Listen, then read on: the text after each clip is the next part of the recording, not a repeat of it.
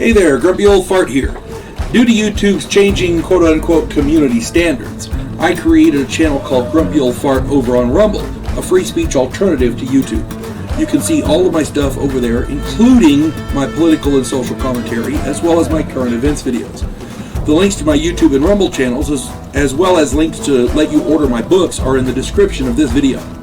If you enjoy my content, please like, share, subscribe, and comment. I welcome your comments, even if you disagree with me. Now, on with the video.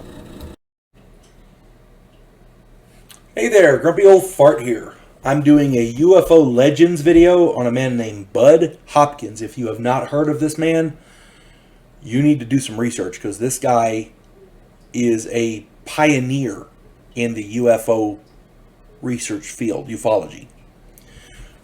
Budd Hopkins was born Elliot Budd Hopkins on June 15th, 1931. He was an American artist, author, and ufologist. He was a prominent and prolific investigator in alien abduction cases and related UFO research. He passed on August 21st, 2011. It was a great loss for the UFO community. Hopkins was raised in Wheeling, West Virginia. He had a degree in art history. In 1981, he published a book, and he was a really good artist, by the way. In 1981, he published a book titled Missing Time, and because of that, he became a pillar in UFO abduction research. I did a video on Missing Time. I've done lots of UFO videos, abduction videos. Go check those out.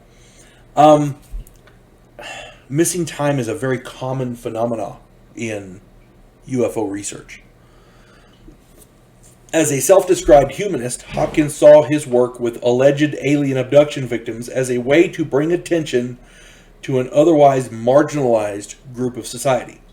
His follow-up book, Intruders: The Incredible Visitations at Copley Woods, published in 1987, helped to establish him as a prominent leader in the UFO movement.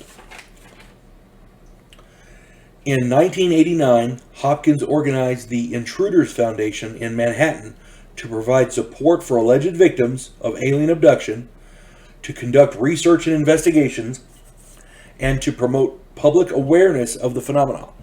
That organization was huge. It may very well still be. I haven't heard anything from it in a long time, but it may very well still be. Now, I did a movie review years ago, maybe a year or so ago, on the 1992 movie Intruders, which was based on the works of Budd Hopkins and psychiatrist John E. Mack. Hopkins wrote and co-authored other books on the UFO phenomena and on specific cases.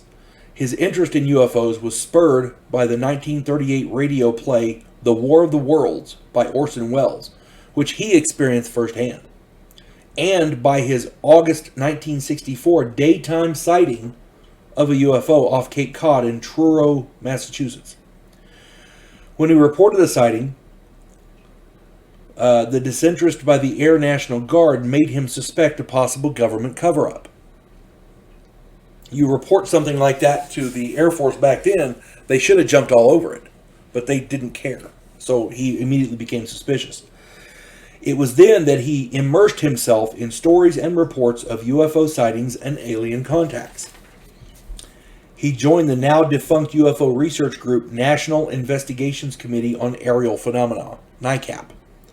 And that group is now defunct, but he had joined it, and he was a very prominent member. Over his career, he personally investigated hundreds of cases and participated in many more. He helped to document the methodology of alien abductions as reported by victims, allowing a list to be formed of the symptoms of the phenomenon.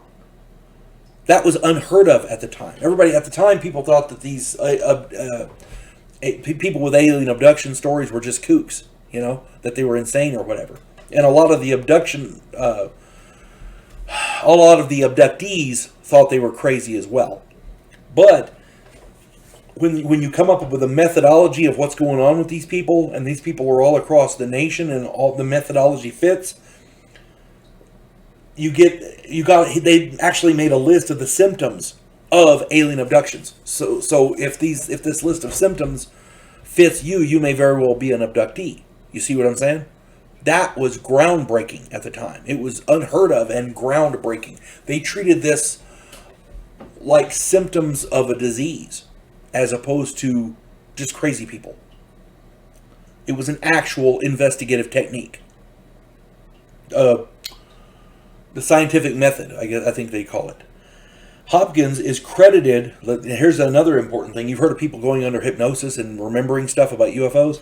Hopkins is credited with standardizing the hypnosis techniques to retrieve repressed memories of a... Let me start that one over. Budd Hopkins is credited with standardizing the hypnosis techniques used to retrieve repressed memories of abductees.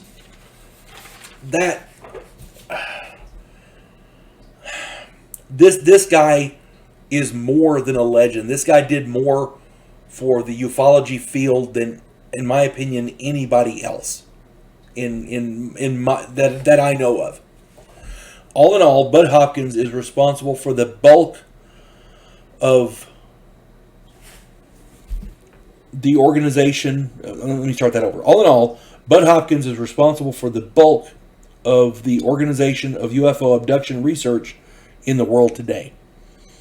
And people nowadays hardly know who he is. That's just crazy. And remember, when I talk about UFOs, one of the things people have to realize is, a few years ago, the reason I started talking about UFOs on my channel is because the U.S. Navy and then the Pentagon admitted that UFOs are indeed real. So this guy, we now find out that Budd Hopkins was investigating real phenomena, not hearsay. So, I'm sorry, Budd Hopkins is more than just a UFO legend. He is UFO royalty. You folks have a good day. God bless one and all. Devo Poland, a scientific representative of a pacifist race called the Gandhiri, is sent away as an exchange officer. His objective, to learn the one skill his species never developed, to fight. And he's sent to learn that skill from the one species who does it better than any other in the galaxy, humans. If you like science fiction with an upbeat military tone, check out my novel, Vanguard 1.